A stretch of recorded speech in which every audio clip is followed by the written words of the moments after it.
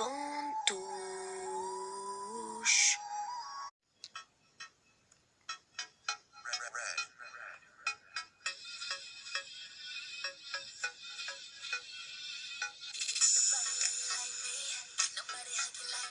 Et salut tout le monde, j'espère que vous allez bien. On se retrouve aujourd'hui sur la chaîne OM Actu pour parler d'une vidéo transfert. Oui, la dernière vidéo c'était une vidéo transfert aussi. Mais là, entre-temps, j'ai pas pu trop sortir de vidéo. Donc ça fait longtemps que j'en ai pas sorti. Donc, et du coup, entre-temps, il y a eu beaucoup de trucs concernant le mercato. Donc je vais vous faire part de tout ça dans cette vidéo. Et je tiens à m'excuser pour ce temps d'inactivité. Je serai beaucoup plus actif euh,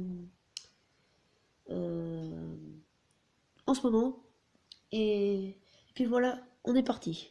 Donc on va commencer avec le feuilleton de ce mercato. Luis Gustavo, qui est signé à l'Olympique de Marseille pour 8 millions d'euros en provenance de Wolfsburg. Et il touchera un salaire de 750 000 euros par mois. Donc il devient le plus gros salaire de l'histoire de l'Olympique de Marseille.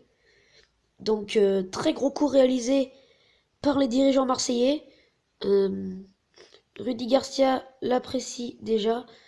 Donc il lui a dit qu'il va être un incontournable de l'équipe, qu'il va être le patron un peu de l'équipe, du milieu de terrain et de l'équipe. Euh, donc ça s'est fait en quelques jours seulement. Zubizarreta qui a réalisé un gros coup dans ce mercato. Et évidemment, on pense que ce n'est pas fini.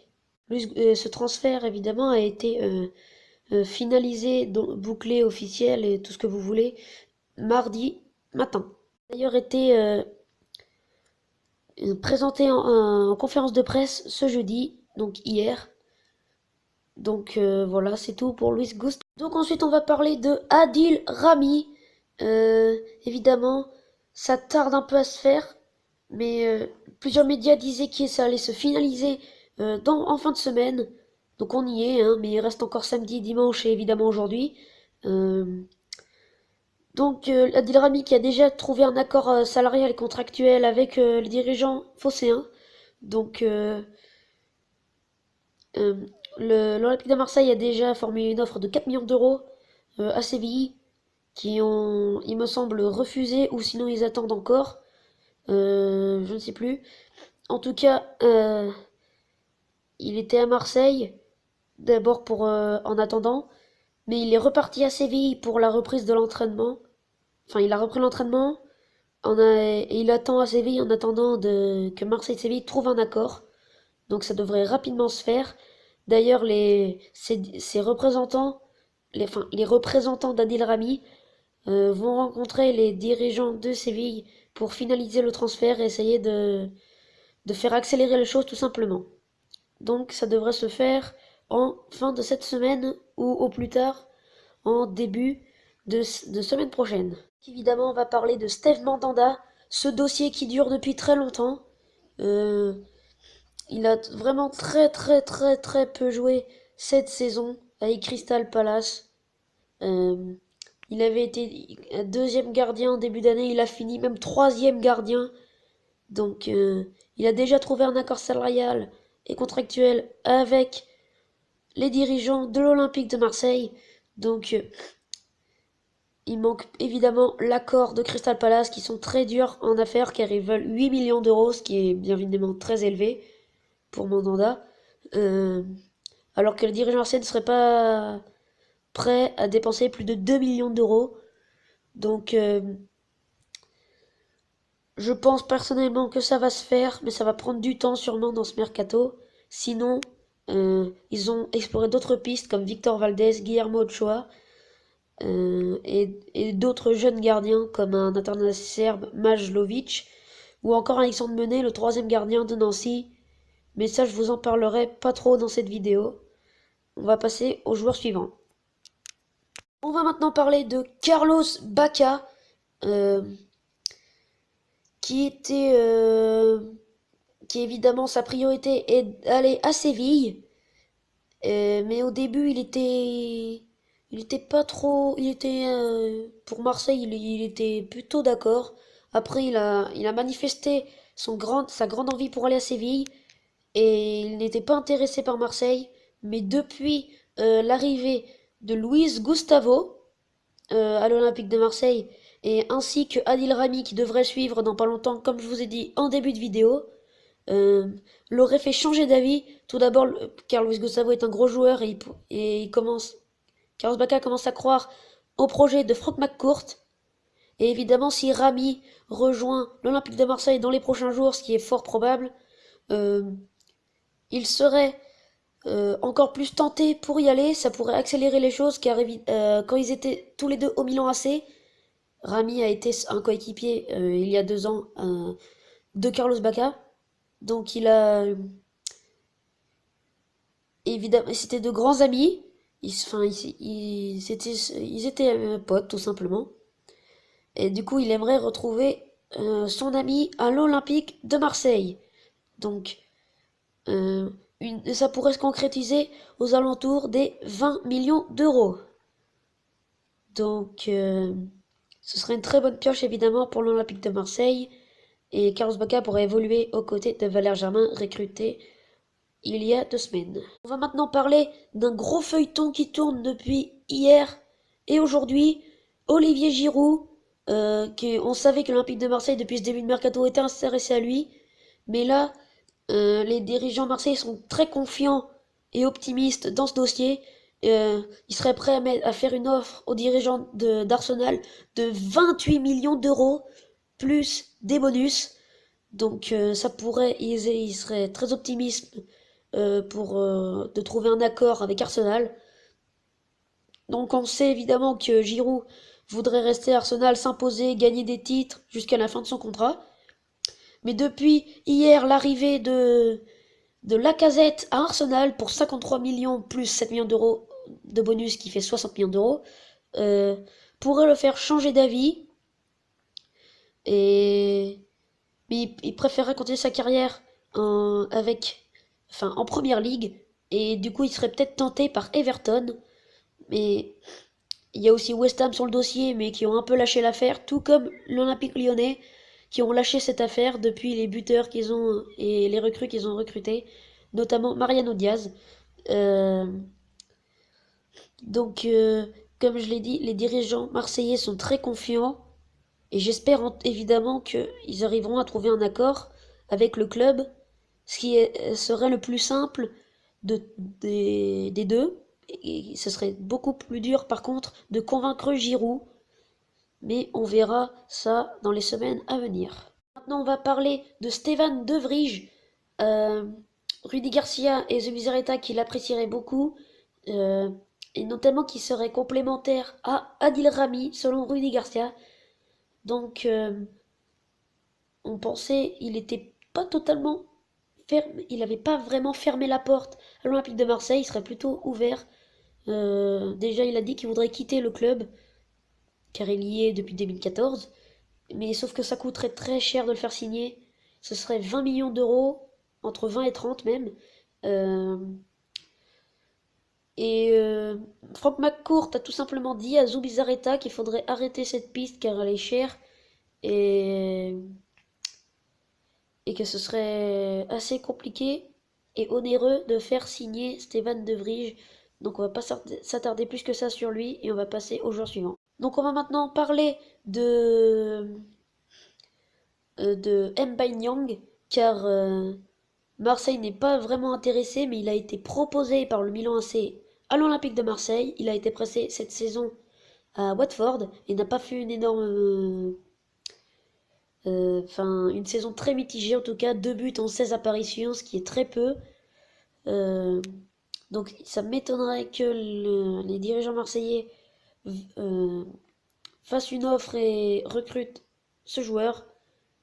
Mais en tout cas, il a été proposé à Marseille comme euh, celui qui va. C'est ce joueur-là, c'est Lucas Verissimo qui aurait été proposé à l'Olympique de Marseille par le FC Santos. Donc personnellement, je vais pas vous mentir, je ne le connais pas. C'est un joueur qui évolue donc dans le championnat brésilien. Il a été proposé à l'Olympique de Marseille. On en parle un peu, mais ça m'étonnerait fortement que l'Olympique de Marseille le recrute, tout simplement. Donc on va pas s'attarder trop là-dessus et puis on avance dans cette vidéo. Comme vous le savez peut-être, l'Olympique de Marseille chercherait un latéral droit en doublure à Hiroki Sakai, même si ce n'est pas un poste prioritaire. Mais Garcia vient de faire une annonce à Zubizarreta et Jacques Henriero qu'il n'y aurait pas forcément besoin d'en acheter un, enfin d'en recruter un, car suite au match contre le FC Sion en match de prépa de l'OM, gagné 3-2 par l'Olympique de Marseille, où il a utilisé Bounassar en arrière droit, et et qui a été plutôt pas mal. Rudy Garcia a notamment dit qu'il avait toutes les qualités pour jouer à ce poste, et que avant de trouver une solution en externe, on peut la trouver en interne. Ensuite, on va parler maintenant d'une nouvelle piste offensive qui a été communiquée hier ou avant-hier. Ce serait Mounir El Haddadi, le joueur du FC Barcelone, le petit prodige belge, qui a été prêté cette saison par le FC Barcelone au FC Valence, donc au Valence CF, excusez-moi, bon, c'est pareil, mais bon. Bref, donc l'Olympique de Marseille se serait intéressé par son profil. Ça pourrait être un attaquant de supplément euh, qui pourrait servir en dépannage ou un truc dans le genre, en buteur de temps en temps, quand quelqu'un est blessé ou autre, ou sur les côtés, car il est polyvalent. Euh, donc déjà qu'on a recruté Germain et qu'on va peut-être recruter Baka ou Giroud ou un gros attaquant.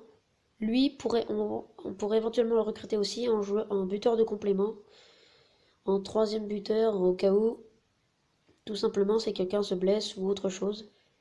Donc il y a aussi l'Olympique Lyonnais qui s'y intéresse. Donc dossier à suivre. La transaction pourrait se faire autour des 15 millions d'euros.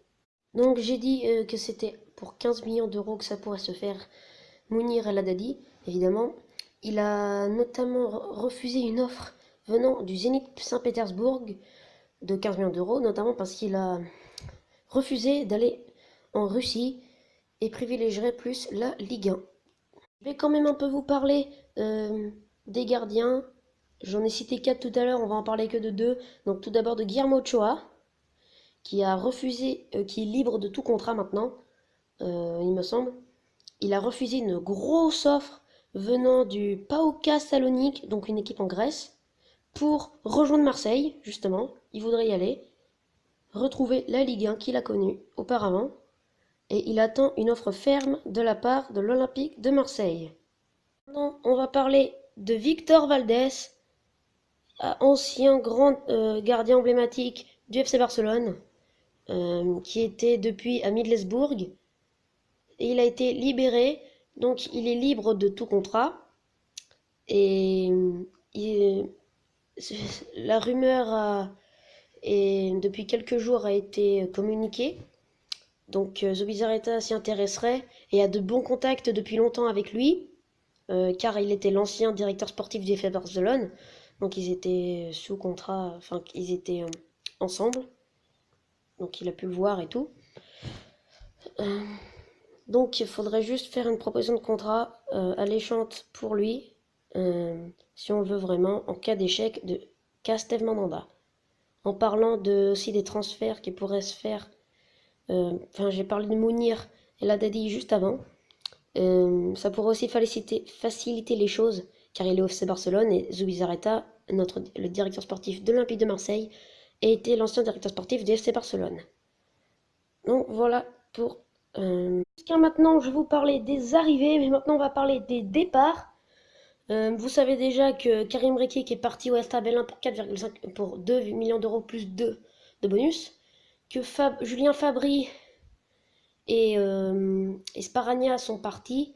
Sparagna pour 1 million d'euros pour Avista et Julien Fabry à Brest, tout libre.